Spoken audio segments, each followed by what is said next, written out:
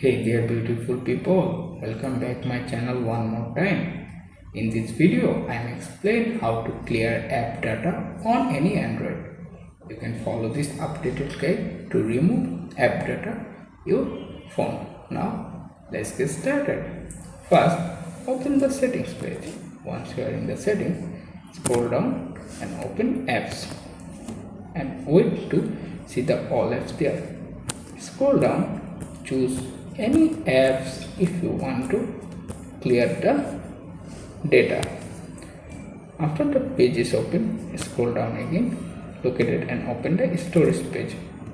Here you can see the two options, but find the clear data option, tap on it, then tap on delete. Don't worry, not be deleted any saved information, and boom, you are successfully clear app data. Thanks for watching. Please subscribe.